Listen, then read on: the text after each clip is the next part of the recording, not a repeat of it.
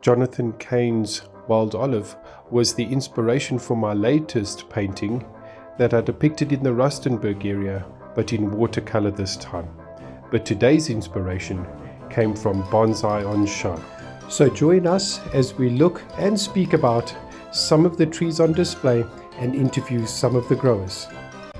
Good day, my name is Leo Moflati and I'm here with Yaku Creek, and we're both from the Pretoria Bonsai Kai.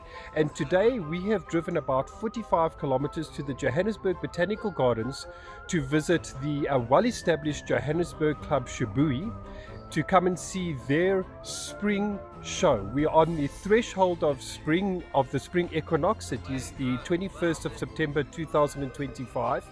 And Yaku, in the beginning of this video, I spoke about inspiration and influence. And inspiration and influence are like kind of key factors in any creative process. And you and I use the exercise of visiting exhibitions a lot for inspiration and influence for our own bonsai. Yes, Liam, yeah, that's true. We enjoy doing exhibitions and going to exhibitions and look at the trees and see what we can learn from them, and do a bit of a not to criticize the trees, but to actually get better ourselves. And like ABC6, we did it in a group, which was very informative. Yes. And we learned from it. It was great. Yeah, I think that we learn from each other's, like each other's observations. Like you sometimes your eye picks up things that my eye doesn't, and it's very interesting to see people's different perspectives. But then, Yaku, let's take our viewers in and let's show them the trees and let's share some of our observations together. Yes, looking forward. Thank you.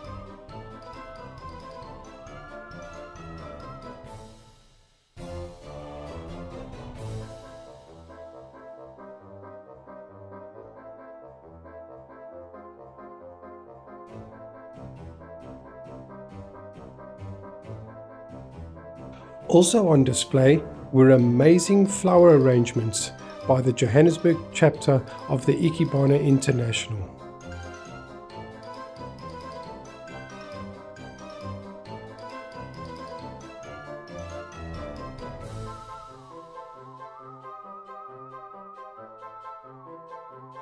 Okay, thank you very much. I'm here with Derry Rolf, who is a very well-known name in South African bonsai, and a name very well-known, particularly for the Shibui Bonsai Kai. Derry, thank you very much for having me here today, and well done on an excellent exhibition. And I wondered if you could tell us a little bit about the Shibui Bonsai Kai, and how long it's been around, and just tell us a little bit about the history of the club and its activities. Well, we started way back in 1981. Here in the Florium. I was a founding president, and we've been here ever since. We meet on the third Saturday of each month. If anybody would like to join the club, how could they go about it? They can contact me, and we welcome anybody that's interested in bonsai. We meet at 2:00 in the afternoon, have lectures, demonstrations, workshops, and give any help it's needed. Thank you very much, Derry. Would you like to tell us a little bit about the tree that we're standing in front of now? Yes, this tree was planted by myself. I've got a Chinese maple growing on the pavement, and this tree was planted on the rock in 1983, 84, and you can see the tree was actually planted in a hollow on the rock, and it has been growing ever since. Is this tree housed by the Brenthurst collection? It's part of the heritage collection in the Brenthurst garden. This one and the other one on the other side of the screen. It is part of the heritage collection.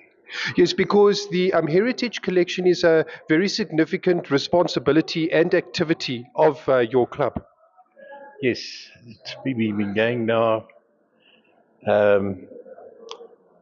approximately 15 years. The other tree that's here from the Brenthurst collection is that Celtus on the other side of this display. Yes. Okay. That is also a tree that grew from seed. Apparently, that is a stinkwood, white stinkwood. It was collected from a nursery by myself way back in early 80s, and it also forms part of the Renters collection now. Well, congratulations to you and your club, and well done on an excellent exhibition. Thank you. This very attractive small leaf privet presented the most beautifully carved and preserved deadwood. The tree was just about to come into flower and was a spectacular addition to the exhibition.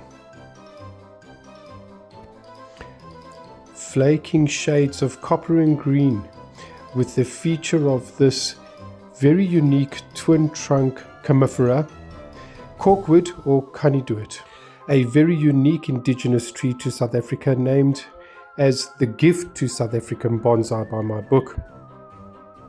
3 Chinese elms grown from seed were the components of this very elegant landscape.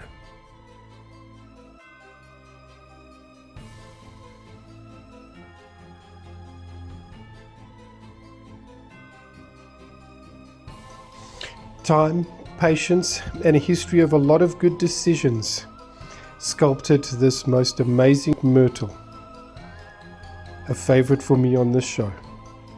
An elegant composition complemented with a bold trunk and very small leaves. Hi, I'm here with Godfrey, and he's got a wonderful cork oak on display.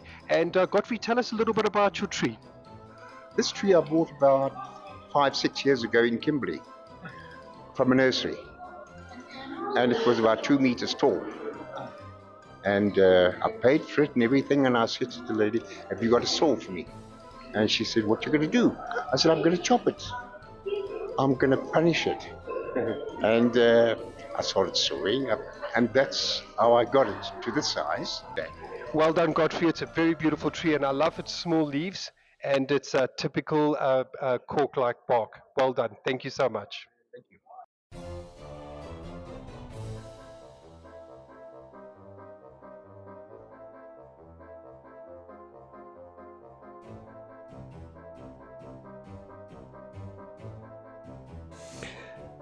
This wild olive's live vein is at the back of the tree, and this presented the most interesting and detailed deadwood base that caught our eye and captivated us.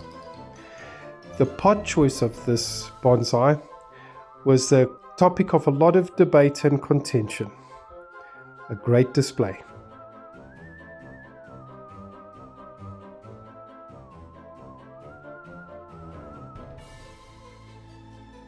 Okay, hi Mike. We thoroughly enjoying the exhibition, and we're here with your tree. Do you want to tell us a little bit about it? Yes, it's an orphan tree. It was found at a nursery, not in amongst the saleable stock, off in the back, because it had been in a bag a long time, and the bag had collapsed, and the tree had collapsed in the bag, and it was just one that wasn't deemed saleable. So I dug it out the back and said, this is the one I wanted. And I took it home, and I thought, well, slanting is obvious because it's fallen over, but it never wanted to grow any other way. When I tried to make it a bit more upright, it kept wanting to go down again. So that's the way that it ended up. And now, 20 years later, I'm very happy with the way that it is. That's the story, basically. Well done. It's a great tree. Yeah, thanks.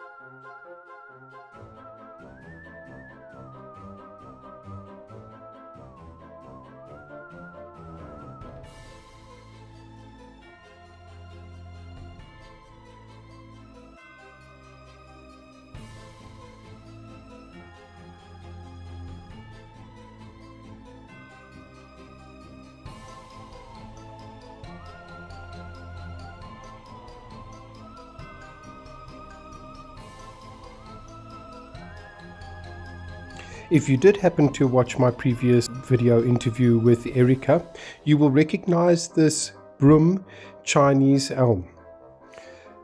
Just one of the few trees that Erica chose to display for this exhibition.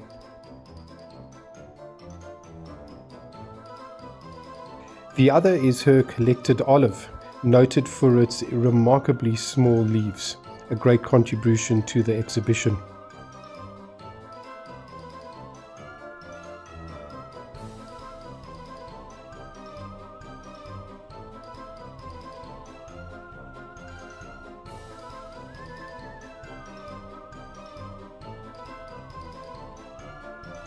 This was next to a formal upright swamp cypress.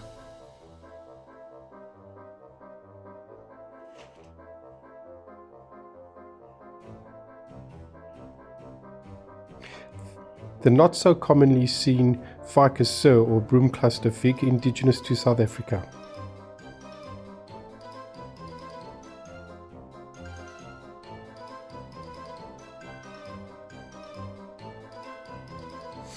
Erica's jasmine, as seen in my previous video, but in full flower this time, just in time for the show.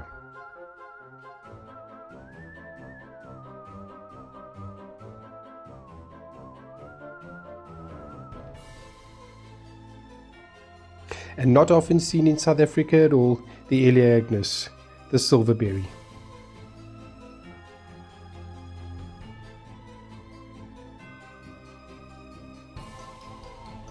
If you enjoyed that, be sure to catch the Eastern Bonsai Society exhibition at Killarney Mall for the Houghton Bonsai Succulent and Plant Show between the 7th and 9th of November.